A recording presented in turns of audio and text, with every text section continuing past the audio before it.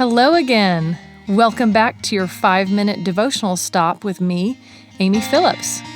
I'm on a journey moving from fear to faith, and I hope you'll join me for Just Believe.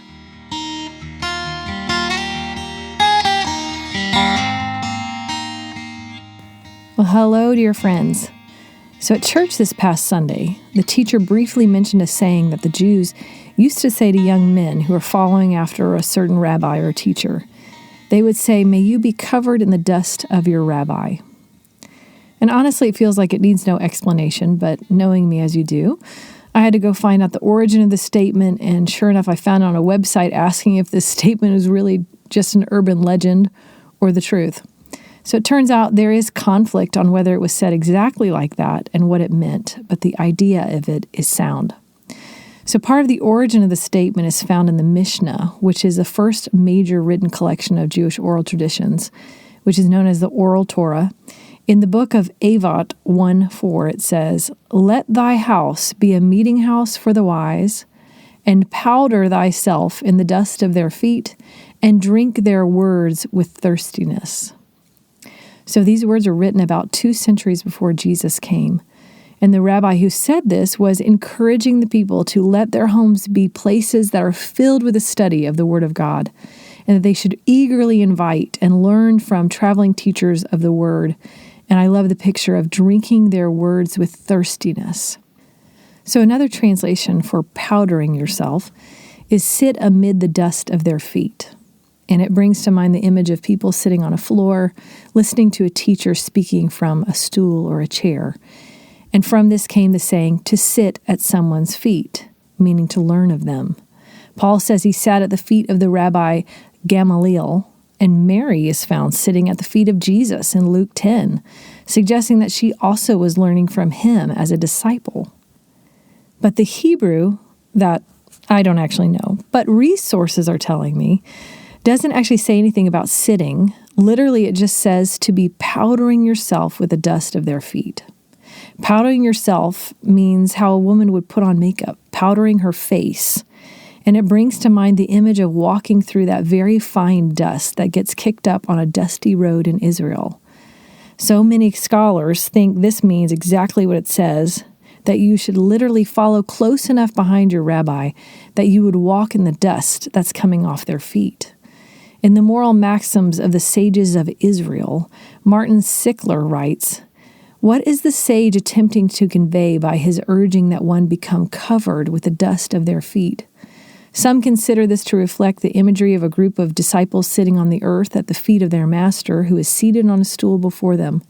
Others, however, see it as the urging the disciple to follow in the footsteps of his master wherever he goes, figuratively as well as literally. In either case, the teaching may be understood to convey the idea that the disciple should always remain within the ambit of his master's dust or influence." So whatever the meaning, if it's at their feet or behind them, this is the picture that I long for your life and mine, to be at the feet of or following Jesus so closely that we would be covered in his dust, to remain always in his ambit, which means in the scope or in the bounds of my teacher's influence. That kind of closeness that comes to know what the teacher will do before he does it, continually learning as you go through every aspect of life with them. In Acts 4:13, we read such an interesting verse about Jesus' disciples. The Pharisees have brought Peter and John into the Sanhedrin to question them about the way. And it says this, "When they saw the courage of Peter and John and realized that they were unschooled, ordinary men, they were astonished, and they took note that these men had been with Jesus." I always think they must have looked like Jesus to these men, because they were no longer the unschooled, ordinary men that they had been. They were courageous, powerful men, and they took note. They had been with Jesus. They were covered in his dust. In that time period, if a rabbi chose you to follow them, they were saying, "I believe you have what it takes to become like me." They would call them by saying, "Come and follow me." Jesus came and called the least likely ones. He called the fisherman and tax collector, who had most likely been passed over by the rabbis as candidates for being rabbis themselves. They had gone to work and learned a trade, but Jesus. Jesus came and said, "Follow me."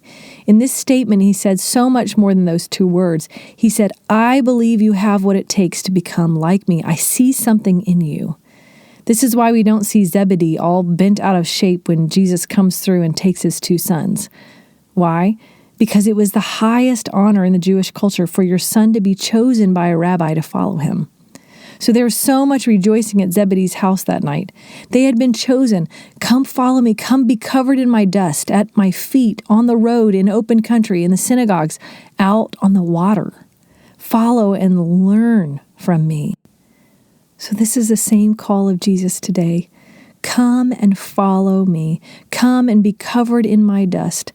Powder yourself with my truth, with my word, with my love, and revel in the truth that you have been chosen and called out from among all the others. You were made for him and by him and to become like him. So get close to him, friends, so close you can hear him speaking his truths out into the world.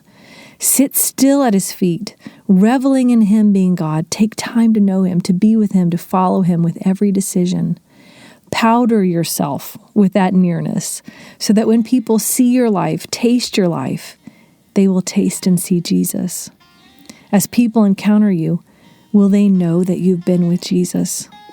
How far are you willing to go to stay close to your rabbi, dear ones? He longs for you to be at his feet, or right behind his heels, learning every step of the way. So do not fear, beloved ones. He's inviting you again to draw near. Come and follow, and just believe. Thanks for joining me today. I hope you feel encouraged and strengthened. If you want to connect with me, you can find me at amybphillips.com. See you next time.